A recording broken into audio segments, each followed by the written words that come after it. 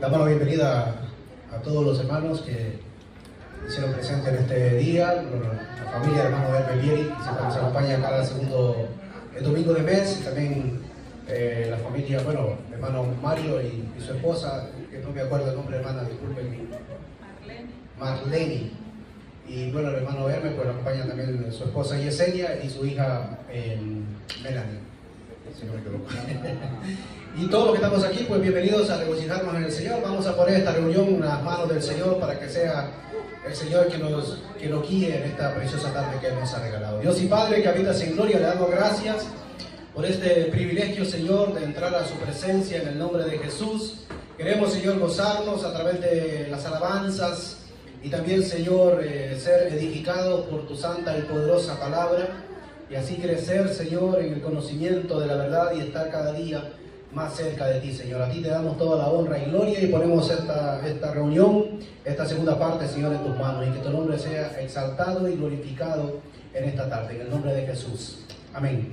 Vamos a comenzar cantando una alabanza. Vamos a cantar 3 coros de Celebremos su Gloria. El primero está en el 90, que se titula Te exaltaré, mi Dios, mi Rey. El hermano Eduardo, también le damos la bienvenida al hermano Eduardo, que lo tenemos también en los controles el día de hoy. Él va a estar proyectando las alabanzas y también cuando el hermano pues comparta la palabra del Señor. El himno número 90 de Celebremos su Gloria, Te exaltaré, mi Dios, mi Rey.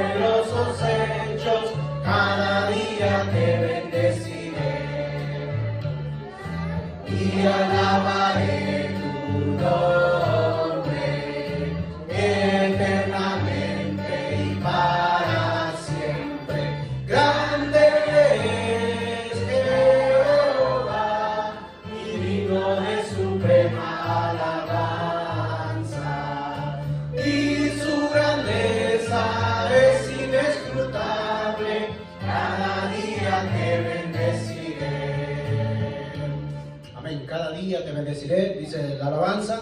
Bendecir al Señor es hablar bien del Señor, como también la palabra maldecir viene de hablar mal y bendecir viene de hablar bien. Y nosotros todos los días debemos de bendecir al Señor porque Él es bueno y para siempre es su misericordia. Él es quien sacia todas nuestras dolencias, nuestras sed. Él es quien nos llena a través de su Santo Espíritu para que nosotros podamos mantenernos firmes. Él es el que pone el querer como el hacer por su buena voluntad, teniéndola a Él. Nunca más vamos a tener sed de palabras porque la tenemos por escrita, y también Él tiene sus siervos que los usa para el crecimiento de su obra, de su reino aquí en la tierra. La Peña de Oreb, el 150, les invito a que se pongan de pie para cantar esta alabanza. Cristo es la Peña de Oreb, que está brotando, dice las Escrituras también, aquella peña, aquella piedra. El apóstol Pablo dijo, y la peña era Cristo.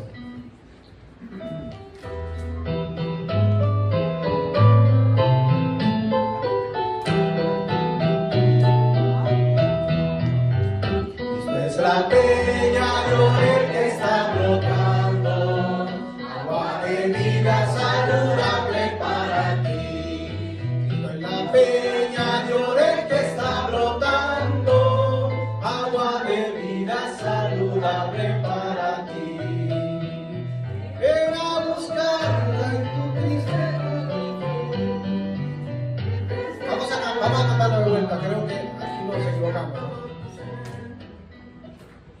creo que se quedó en la primera. Póngalo de vuelta, hermano. Vamos a cantarlo de vuelta.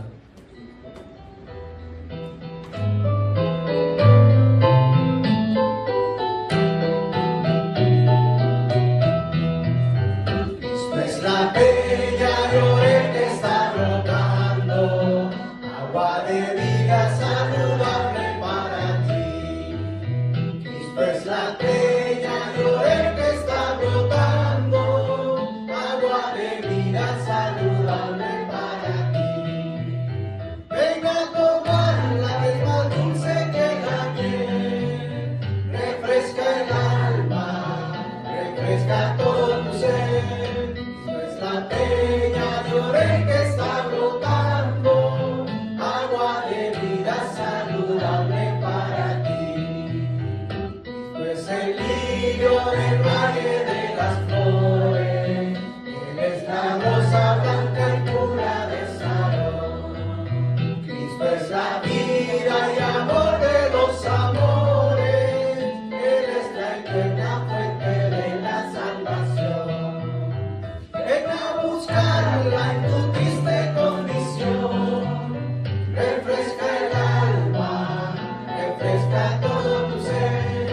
Es el lirio del valle de las flores, Él es la rosa blanca y pura de Sarón.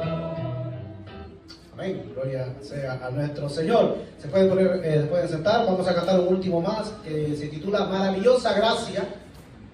Nos habla de la gracia de nuestro Señor Jesucristo, como también Pablo, cuando escribe la carta a Tito, le dice que la gracia ha sido manifestada con todos los hombres. Maravillosa gracia, el número 8. Y luego los niños que se vayan preparando ya para los textos bíblicos de esta tarde.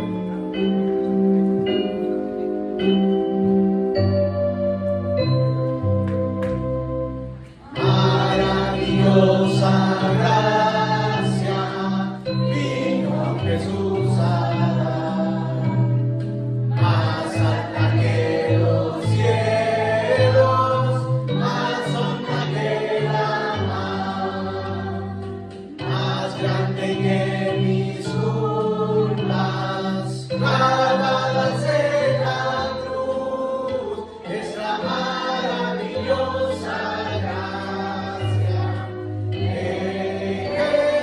Jesús. Inefable es la divina gracia, es inmensurable igual a mar, fuerte, preciosa para el pecador, perdonando todos mis pecados. Cristo me limpió de mi maldad, alabaré su dulce nombre por la eternidad. Maravillosa gracia, gracia de compasión, gracia que sacia el alma con plena salvación, gracia que lleva al cielo, gracia de paz y luz, es la maravillosa gracia de Jesús. Inefable es la divina gracia, es inmensurable igual a mar, fuente preciosa para el pecador, perdonando todos mis pecados. Cristo me limpió de mi maldad, alabaré su dulce nombre por la eternidad.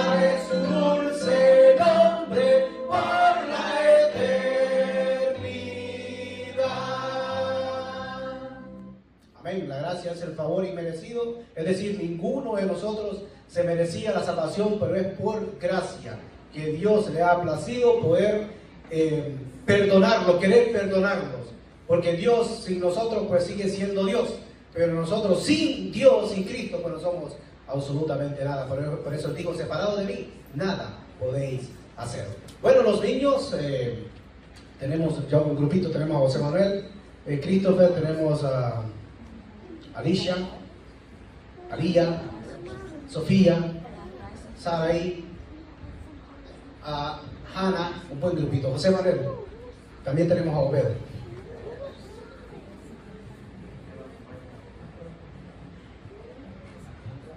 Salmo 44:6. Porque no confiaré en mi arco ni mi espada me salvará.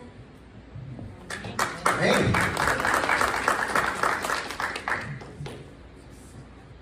Orar sin cesar. Primero de Tesalonicenses 5:17. Amén. Orar sin cesar. Sofía. Sí, después lo veo. Let your gentleness be known to all. Philippians 4:5. Amén. Obed.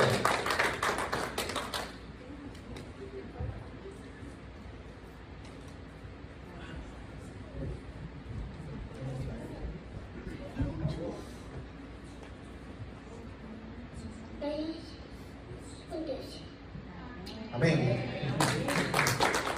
Alicia y Alía. Tenemos a Ana también. Después pasa a Hannah.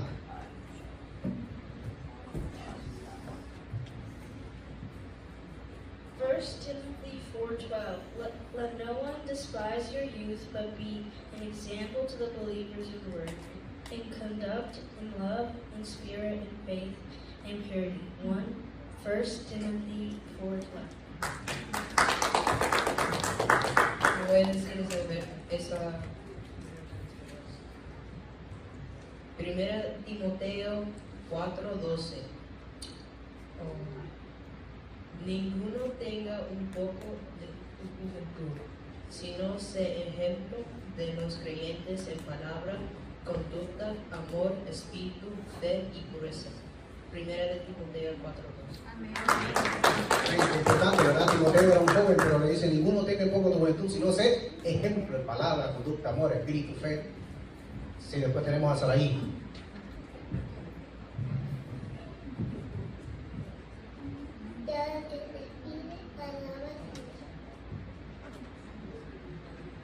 Salmo 156. Todo lo que respire, dijo ella, alabe al Señor.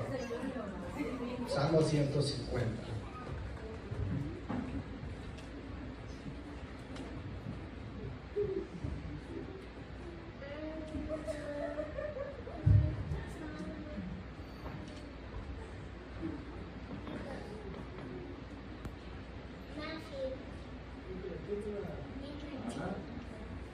Mateo 8:19 leyó la niña.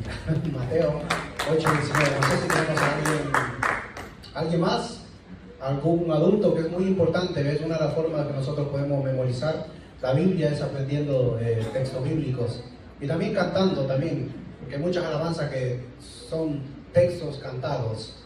¿Alguien más? Que dice: alabar a Jehová, nació de todo la pueblo, todos alabarlo, porque has engrandecido para siempre su misericordia, y la fidelidad de Jehová es para siempre. Aleluya, amén. Amén. Hay una alabanza, alabanza. ¿Alguien más? Mano Jorgito por acá. Mano Arturo. Jesús lloró, Juan 11:35. Hay otro que yo me aprendí cuando estaba muy pequeño, que decía: lámpara es a mis pies tu palabra y lumbrera mi camino. Salmos 119:105. Bueno, y si no lo hay, pues los niños van a pasar con los maestros de escuela dominical. Y voy a llamar a mi hermano Hermes Vieri, quien está a cargo de la palabra del Señor en ese tema tan importante de la carta de Pablo a los Efesios, que nos ha bendecido mucho a cada uno de nosotros. Y espero que en esta tarde pues podamos salir también edificados. Hermano Hermes Vieri es su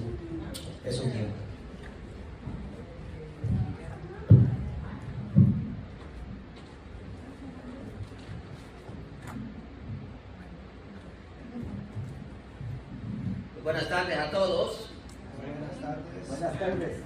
Gracias al Señor por esta buena oportunidad que nos da de poder estar juntos para adorar al Señor, hacer memoria de Él y ciertamente también aprender de su palabra. Les voy a invitar a que vayamos al libro de Efesios. Hemos estado ya por algún tiempo en este libro. Es un libro muy hermoso. El mes pasado había dicho que íbamos a terminar el capítulo 3, pero hice un pequeño comentario, si no es que decido tocar algo de los últimos versos 20 al 22. Bueno, y decidí sí tocar algo, así que hoy vamos en verdad a terminar el capítulo 3. No quería pasar estos versos de una manera muy general, solo mencionándolos, pero vamos a tratar de profundizar un poco más en esos últimos versos del capítulo 3 del libro de Efesios.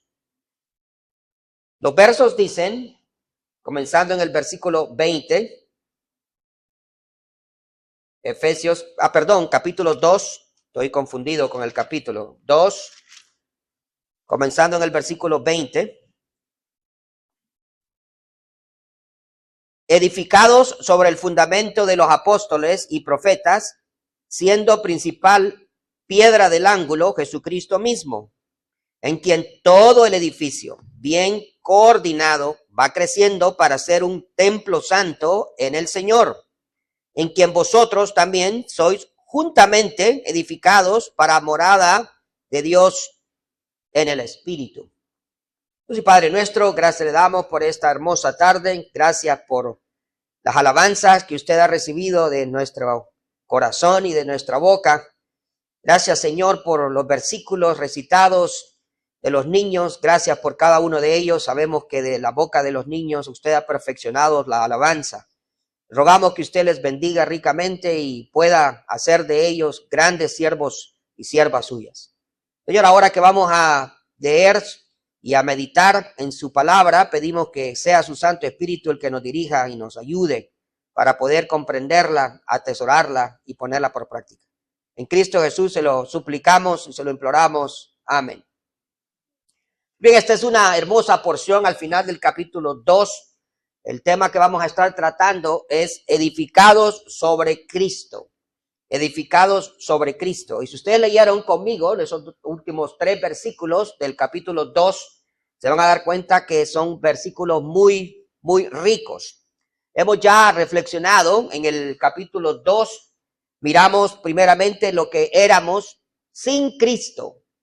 Y miramos que estábamos muertos en delitos y pecados, lejos de Dios, sin esperanza, sin paz, sin vida. En otras palabras, sin nada. Lo peor del caso, sin acceso a las promesas y a los pactos de Dios y a Dios mismo. Pero en Cristo. Miramos después, hemos en verdad obtenido primeramente cercanía a Dios, reconciliación, paz, vida y ciertamente gozo en la persona del Señor Jesucristo. Y hoy queremos continuar pensando acerca de esto, todos esos beneficios y todas las bendiciones que hemos recibido en el Señor. Y en estos últimos versículos podemos mirar que la vida del creyente es edificada sobre un fundamento. Por eso lo hemos titulado Edificados sobre Cristo. Y a la luz de esta verdad vamos a notar que el Señor ha formado una iglesia de la cual usted y yo somos parte. Y es una iglesia de creyentes verdaderos que han sido transformados y que están siendo formados todos los días a la imagen del Señor Jesucristo. Es una iglesia que no tiene título. A veces pensamos que los creyentes solamente son los de una sola denominación y no es así. Los verdaderos creyentes están en diferentes grupos en todas partes del mundo y lo constituyen todos aquellos que hemos aceptado al Señor Jesús como nuestro Salvador personal, sin ningún título, sean bautistas, pentecostales, sean salas evangélicas o cualquier otro grupo. Mientras hayan creído en el Señor, son parte de este grupo llamado la iglesia. Y el Señor está construyendo una iglesia, es una iglesia eterna, no con ladrillos, no con cemento, sino con vidas. Vidas, la suya, la mía, que son transformadas cada día. Y el Señor espera, en verdad, que cada uno de nosotros se asemeje a la persona del Señor Jesucristo cada día que pase, cada semana, mes o año que pasa. Es un edificio vivo, latente, como estábamos escuchando hoy. Es ciertamente usted y yo tenemos un gran propósito en la mente de Dios, ¿verdad? Entonces Dios desea una iglesia santa, sin mancha, perfecta, pero eso va a ser en el futuro. Por el tiempo que estemos aquí no vamos a ser perfectos sin pecado, no vamos a ser santos sin ninguna clase de falta, ¿verdad? Ni mancha, pero cuando estemos en el cielo sí. No va a haber ninguna clase de pecado. Nuestros cuerpos van a ser transformados a la imagen de Cristo, glorificados, y entonces podremos vivir esa vida perfecta que tanto anhelamos, pero que podemos tener en cierto grado aquí, lo más cercano a lo que el Señor desea en nuestra vida cada día. En los versículos hay tres cosas que queremos notar en cada uno de los versos. Primeramente, el verso 20 se nos habla acerca de la piedra principal de este fundamento.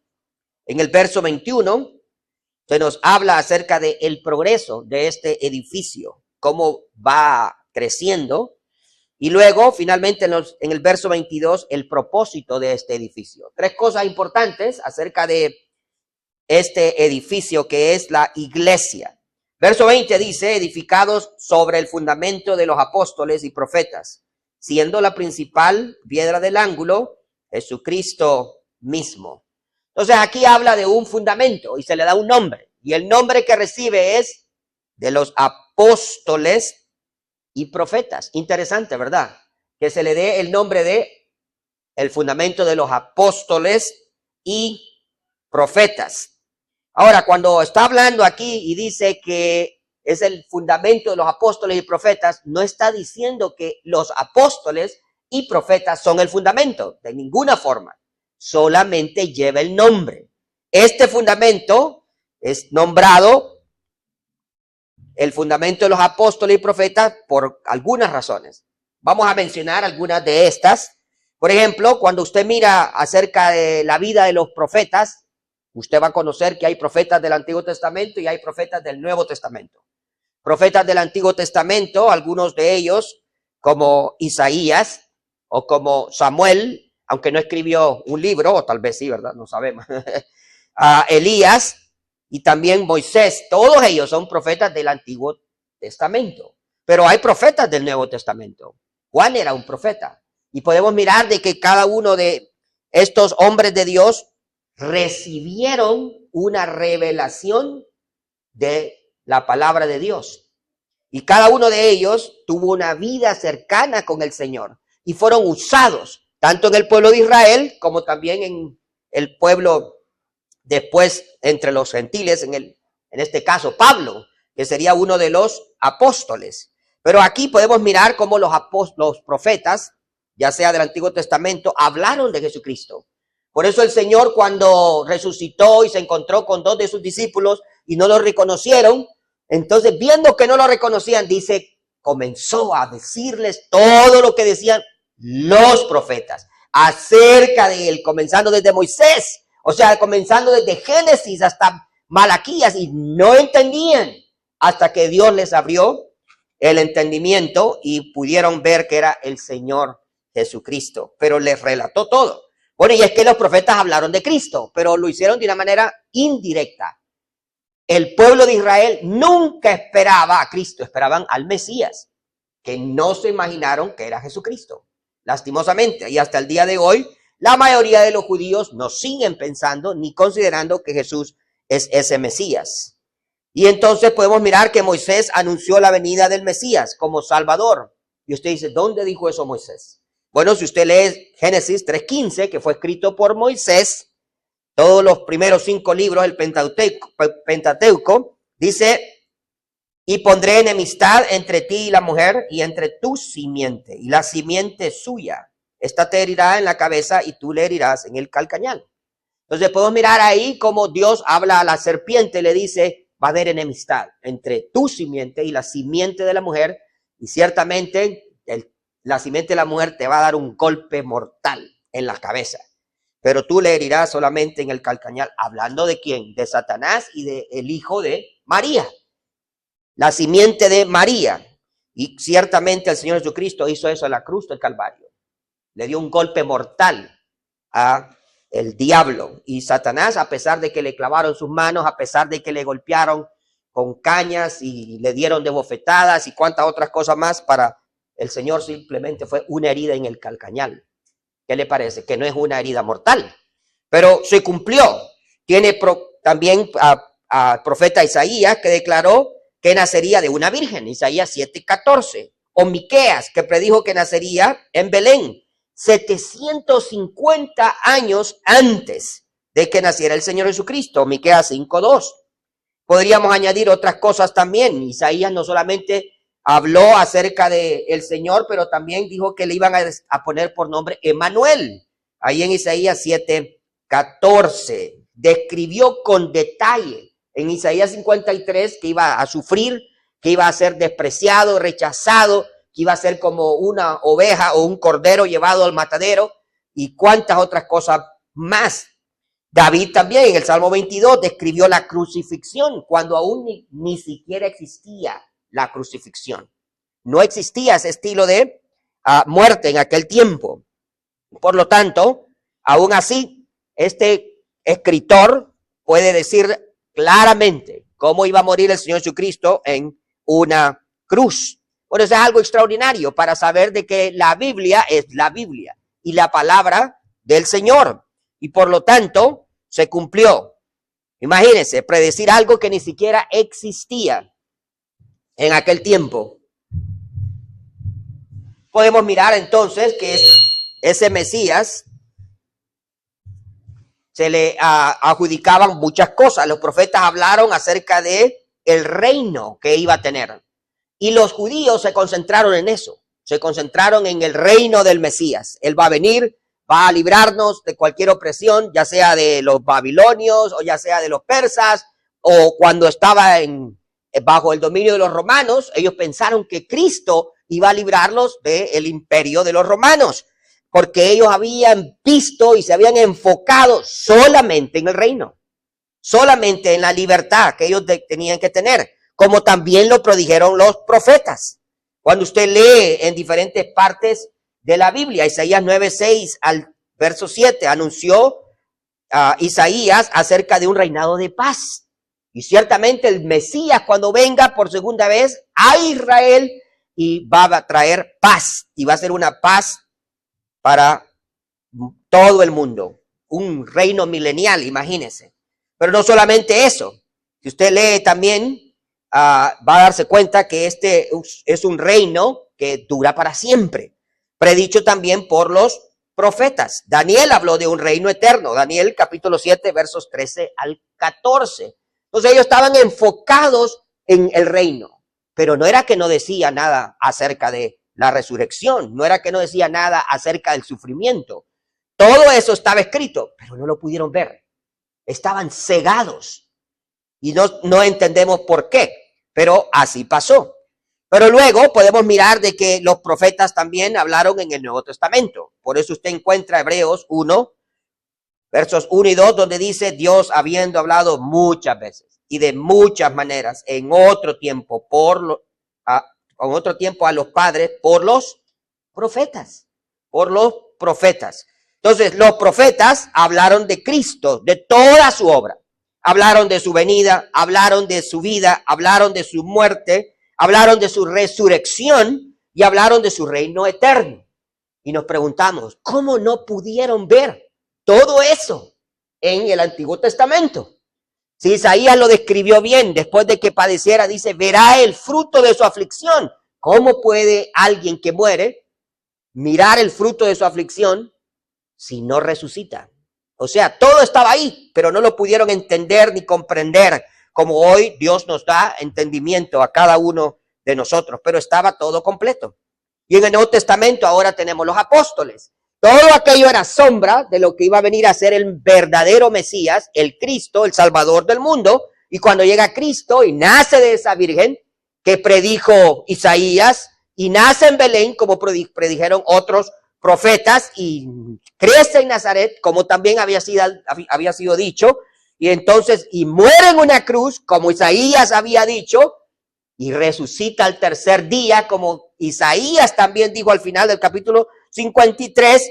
Entonces, estos apóstoles fueron los instrumentos, todos los profetas, ¿para qué? Para recibir la palabra, para predicar la palabra, pero sobre todo para vivirla en sus propias vidas. Entonces, el fundamento se le llama el fundamento de los apóstoles y profetas, por esa razón. Pero no significa que ellos sean ese fundamento. Si ustedes miran conmigo en Primera de Corintios, capítulo 3, usted va a encontrar también un versículo. Tal vez lo vamos a citar más adelante, pero dice el verso 11, porque nadie puede poner otro fundamento que el que está puesto, el cual es el de los apóstoles y profetas. No dice eso.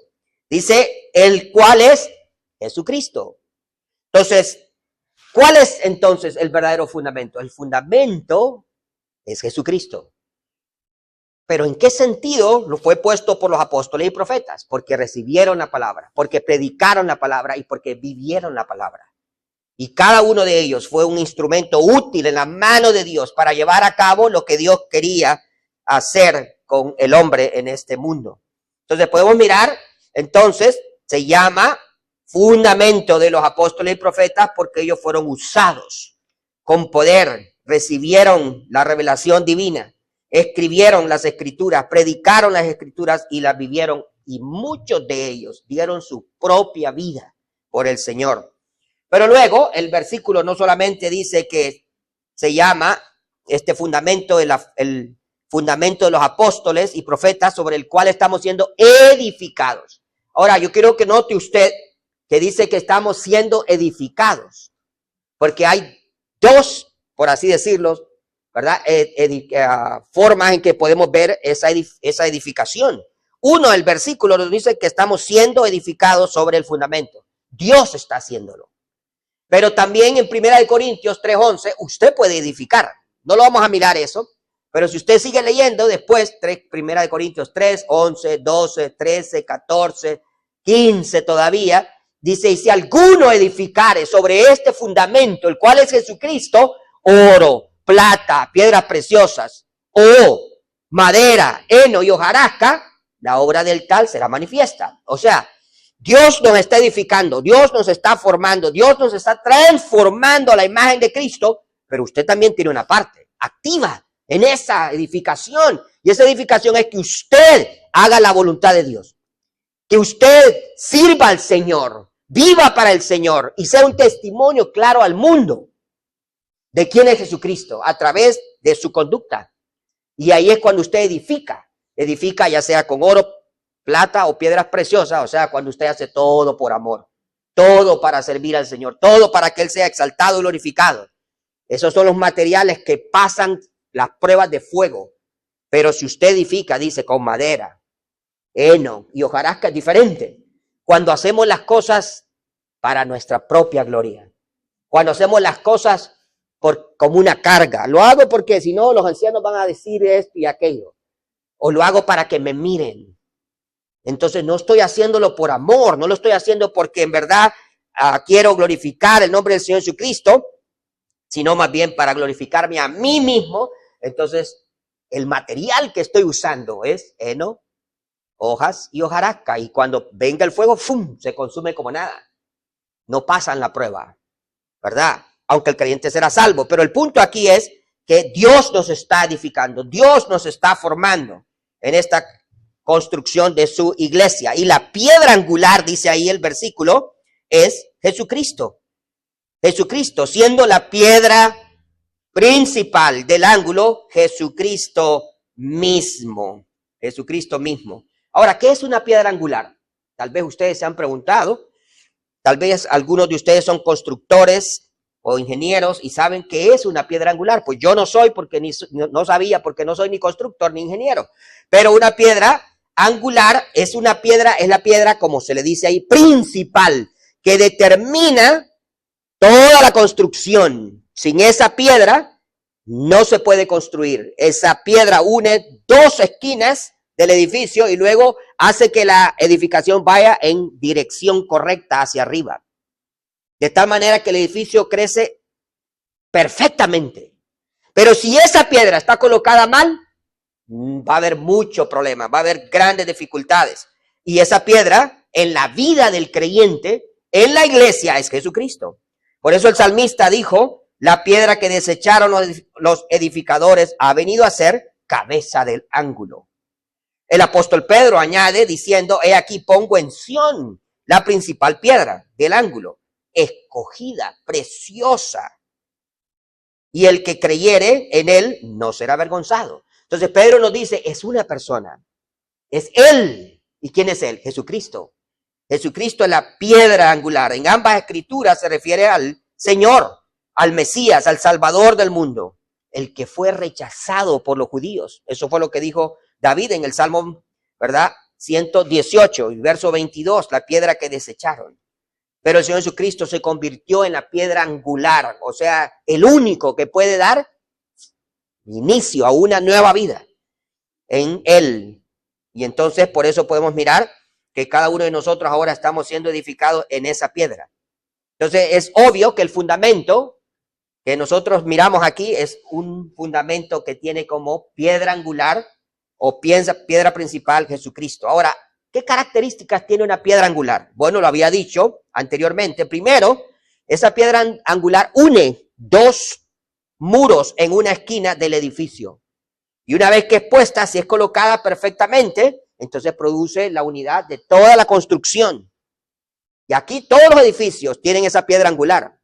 Y cada uno de esos edificios, cuando es unida esa esquina, entonces se puede construir sobre ellos. Y el Señor ha hecho exactamente lo mismo.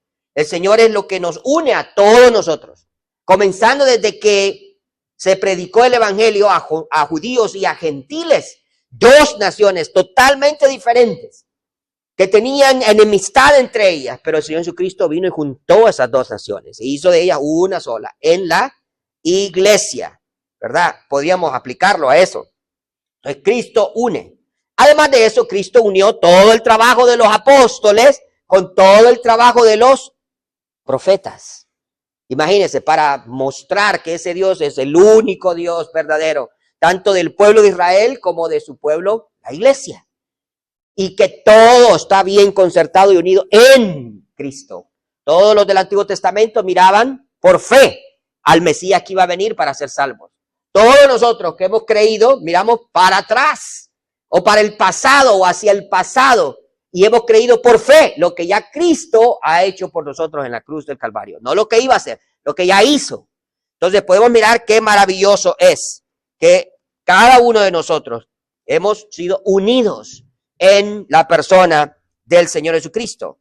Una segunda característica es que además de dar unidad, esta piedra también da dirección.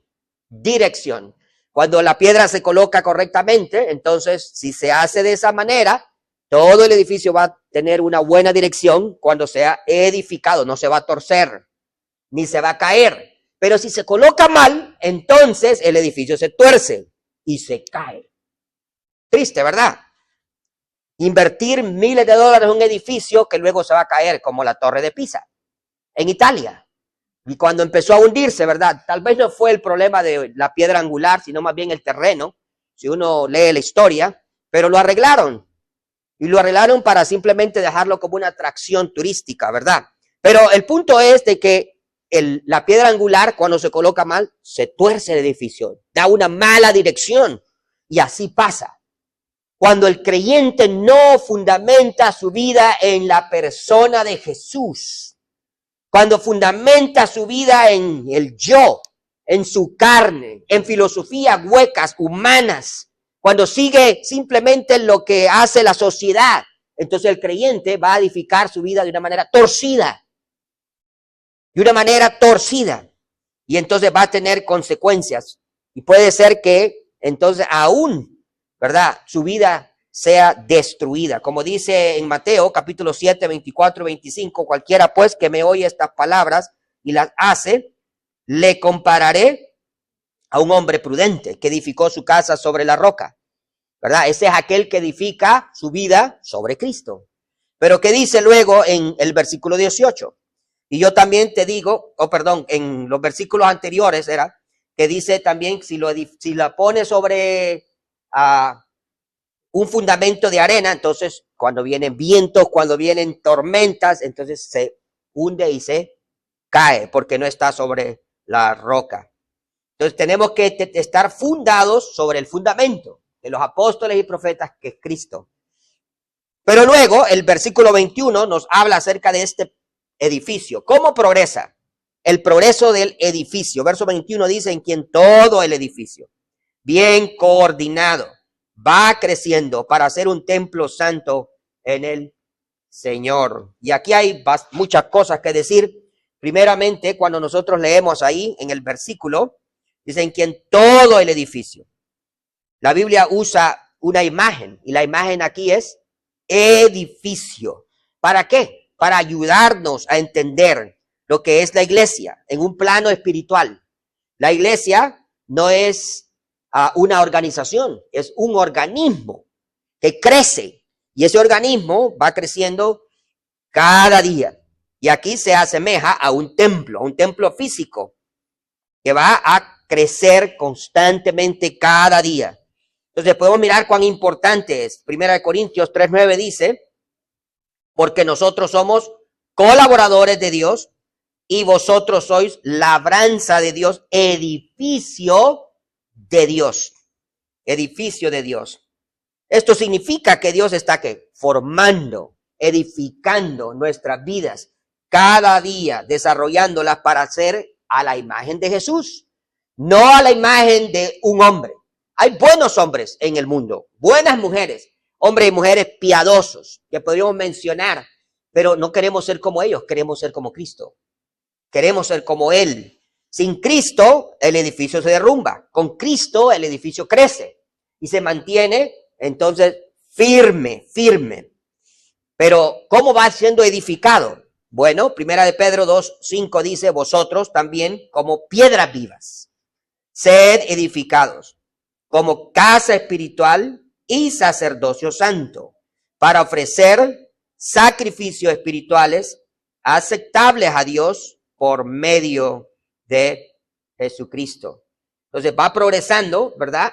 Va creciendo, pero ¿por qué crece? Porque está vivo. Es lo que dice el versículo ahí en 1 Pedro 2:5. Vosotros como piedras vivas. Piedras vivas. No hay nada que esté muerto que pueda crecer. No hay nada. No existe algo muerto que crezca. Si una semilla se muere, ya no crece. No va a germinar. Se murió. Pero todo, sin excepción, lo que tiene vida crece. Cuando nace un bebé, crece, porque tiene vida. Usted crece. Bueno, ya tal vez alguno de nosotros ya no va a crecer más en altura, ¿verdad? Pero desde que usted nace hasta los 21 más o menos, usted está creciendo. ¿Por qué? Porque tiene vida. Todo lo que tiene vida crece. Los árboles crecen porque tienen vida. Y podemos mirar entonces, la iglesia es un organismo vivo. Y todos nosotros somos piedras vivas. Se nos compara a piedras. Pero somos vidas que estamos creciendo. ¿Pero en qué? ¿En qué estamos creciendo? Porque un ladrillo no crece, ¿verdad? Pero una vida sí. Un creyente sí. ¿En qué crecemos? Algunas cosas a mencionar. Primeramente, el versículo dice, en quien todo el edificio, bien coordinado. Y esa palabra es algo que debemos de notar. Bien coordinado. Pero antes de eso dice, ¿en quién? ¿No le llama la atención esa pequeña frase? ¿En quién? ¿En quién? Todo el edificio, bien coordinado, va creciendo. ¿En quién? En Cristo. Se refiere al Señor. Eso significa que nada podría pasar si no es por Cristo. No hay coordinación si no es por Cristo. No hay crecimiento si no es por Cristo. No podemos ser templo si no es por Cristo. Todo es en Cristo. ¿Se acuerdan los primeros capítulos que miramos? Todas las bendiciones que tenemos son en Cristo. Y sigue siendo igual en toda la Biblia. Vamos a encontrar que es en Él, en el Señor Jesucristo, que el edificio va creciendo de una manera coordinada. coordinada. Significa que no importa el esfuerzo, el método u organización humana. Sin Cristo son inservibles. Pero con Cristo, entonces, este cuerpo va creciendo de una manera coordinada. Él es el que da el crecimiento. Él es el que dirige. Ahora, la palabra coordinación en griego es la palabra sumarmologeo. Rara esa palabra, ¿verdad? Significa concertada, bien coordinada o bien unido. Tres cosas ahí. Bien concertada, bien coordinada o bien unido. Entonces, ¿qué es bien concertado? Es un proceso que tiene orden. No hay caos. Es algo que va creciendo de manera organizada. Usted puede mirar a un albañil que empieza a construir la pared, hace un surco, pone el nivel y empieza a medir y pone las zapatas, no sé cómo se llaman, pero él va poniendo y todo lo va poniendo en orden. Todo sigue un orden. No hay caos. Es un orden que se sigue siempre. Y cuando empieza a poner los ladrillos, no tira uno pum por allá y el otro pum por acá. No, siguen un orden también. Y ese orden va dando forma. ¿A qué? A una pared.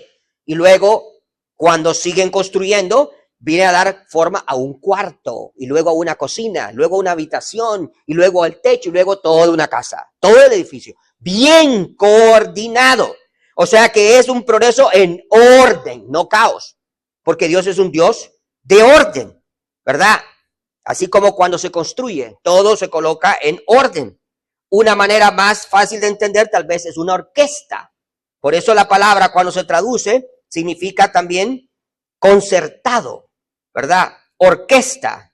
Cada instrumento suena diferente. Ningún instrumento tiene el mismo sonido. El piano no suena como la guitarra no suena como el violín, pero todos tienen una función y todos siguen la misma dirección. Todos están bajo el mismo ritmo. Si uno toca fuera de tiempo, entonces pierde sonido, pierde melodía.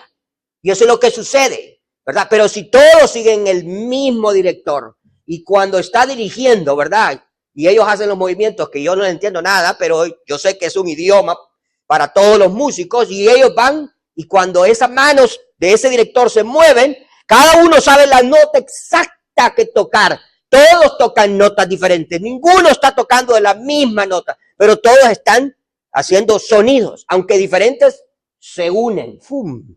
Y hacen una hermosa melodía. ¿Cómo? ¿Por qué? Porque hay coordinación. Eso es coordinación. Cuando la orquesta está entonces siguiendo un mismo director. Y eso es lo que hace Cristo en la iglesia.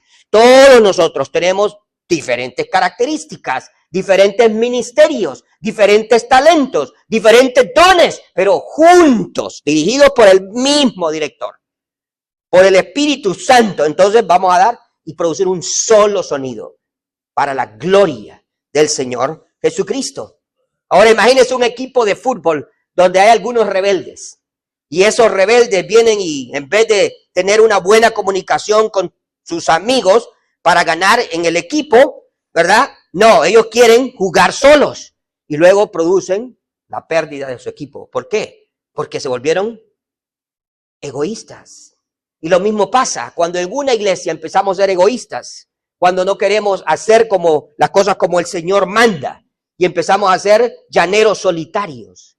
No, trabajamos en equipo. No somos ni enemigos ni contrincantes, somos hermanos que trabajamos en unidad, en comunión, apoyándonos uno al otro, como cuando los de las fuerzas élites de Estados Unidos van a hacer una misión. Cada uno de ellos tiene un papel y lo juegan a la perfección para guardar la vida del otro. Nosotros estamos guardando nuestra vida uno al otro todos los días, cuidándonos uno a otro. ¿Para qué? Para que el cuerpo pueda funcionar o la iglesia de la manera correcta, coordinada.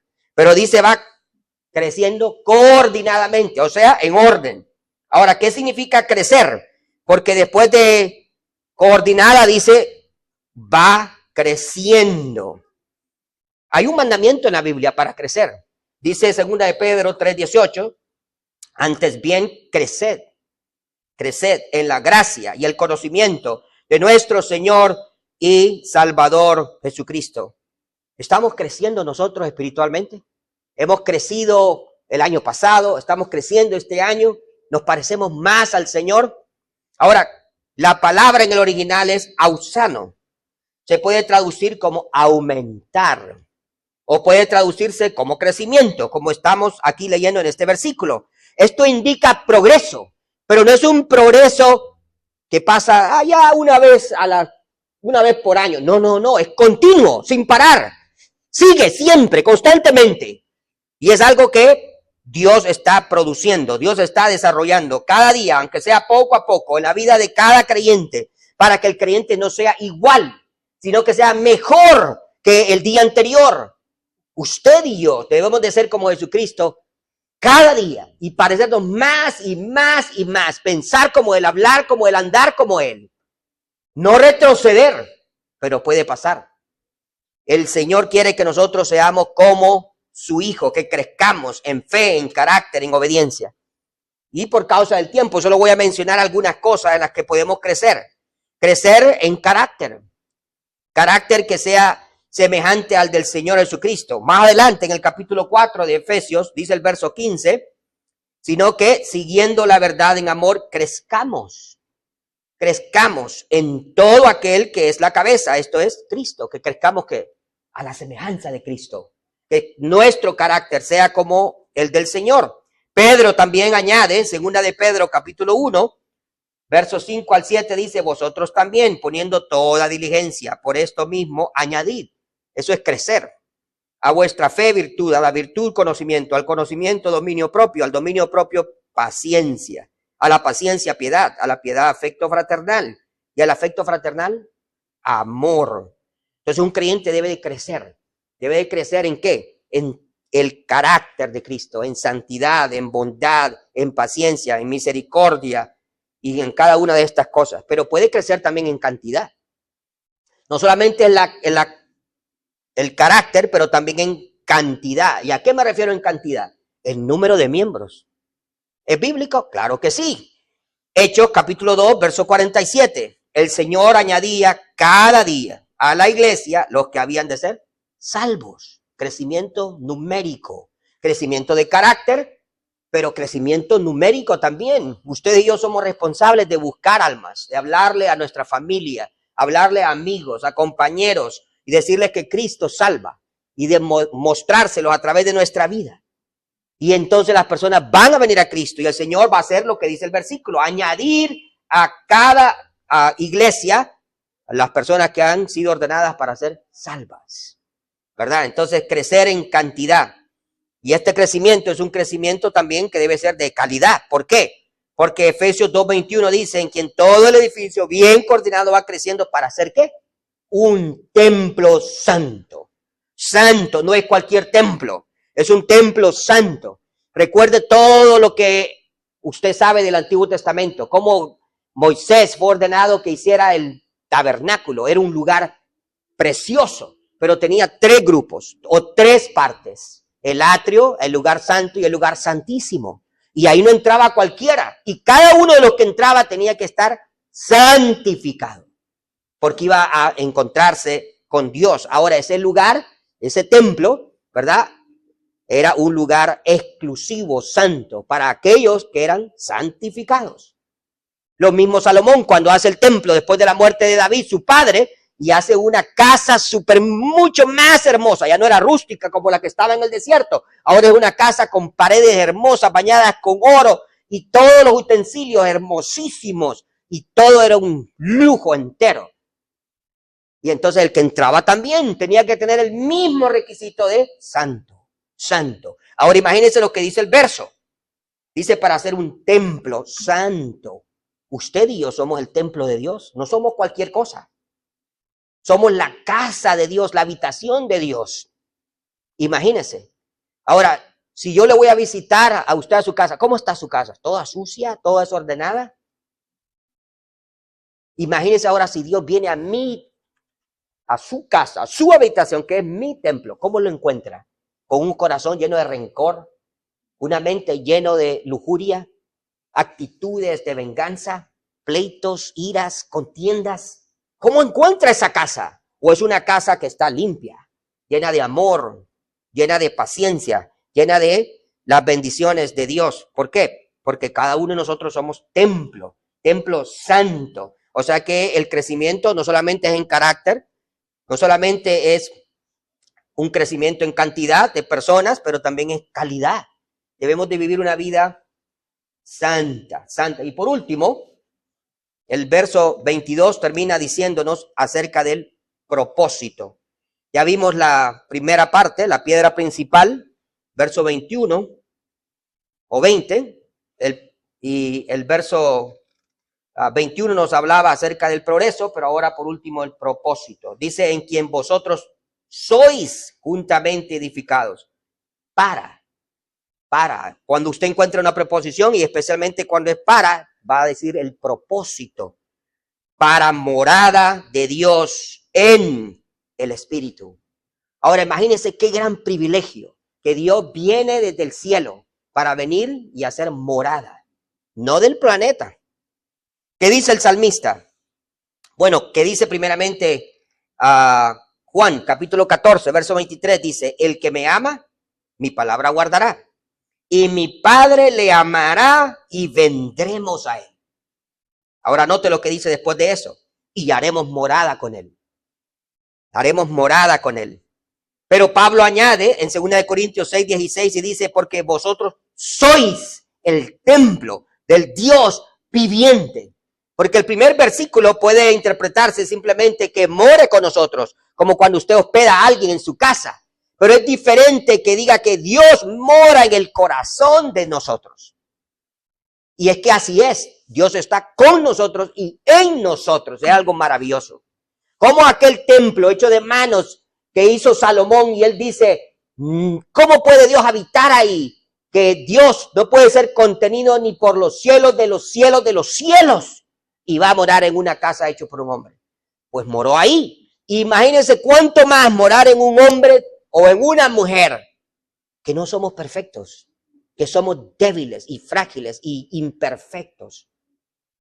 Imagínense, y Dios dignarse en venir a morar en cada uno de nosotros. Entonces, Él está con nosotros y en nosotros. El salmista dijo, ¿qué es el hombre para que tengas de él memoria? Y el Hijo del Hombre para que lo visites. Pero nunca se imaginó que iba a venir no solamente a visitarnos, sino para hacer morada en nosotros, como dice aquí en Efesios 2, 22, para morada de Dios. Hermano, usted es la casa de Dios. Dios mora en usted. Hermana, Dios mora en usted. El Dios vivo y poderoso, omnipotente, omnipresente, mora en vasos frágiles de barro, usted y yo. Es algo extraordinario que no podemos entender ni asimilar, pero que un día el Señor tal vez nos explique aún más profundamente. Pero mientras estamos aquí tenemos que recordar cuán privilegiados somos de ser parte de este templo, de esta iglesia que el Señor está edificando, ¿verdad? Entonces, ¿está usted siendo edificado sobre Cristo? No edifique su vida sobre el yo, no edifique su vida sobre la carne, no edifique la vida sobre las cosas mundanas. El mundo está detrás del dinero, el mundo está detrás de la fama y del poder. El creyente debe vivir y edificar su vida en Cristo. ¿Está usted siendo una piedra de bendición para los demás, una piedra viva, como es el Señor mismo para nosotros? ¿Estamos progresando, creciendo en carácter, en cantidad y en calidad? Porque somos templo. Acuérdese, somos el templo de Dios. Dios quiera que sí. Y que en esta tarde nosotros podamos recordar el privilegio que Dios nos ha dado de ser su templo. Y que crezcamos a la imagen del Señor Jesucristo. Bueno, con eso sí, cerramos el capítulo 2. Y en la voluntad del Señor, si el Señor no ha venido y si el Señor nos da la oportunidad y todos estamos aquí el próximo mes, ¿verdad? En el mes de mayo, si el Señor lo permite, vamos a estar comenzando el capítulo 3 del libro de Efesios. Dios nos bendiga con su palabra.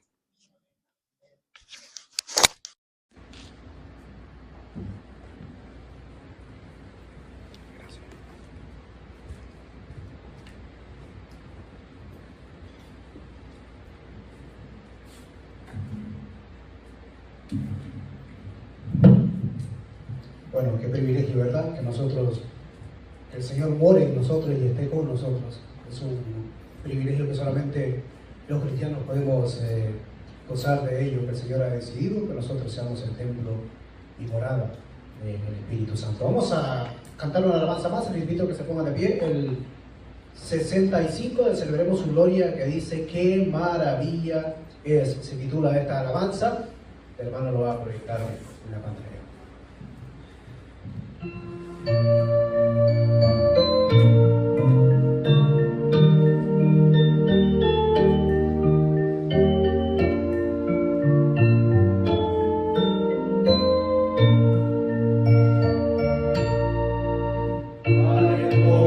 Es la luz del ocaso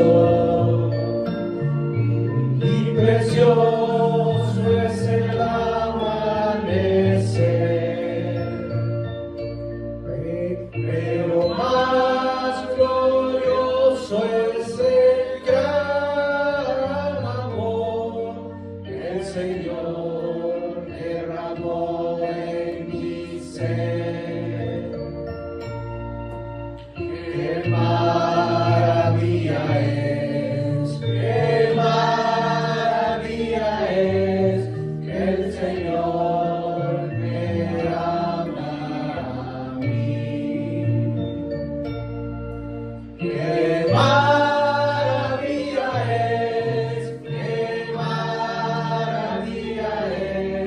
que el Señor me ama a mí! Admirable es la siega abundante,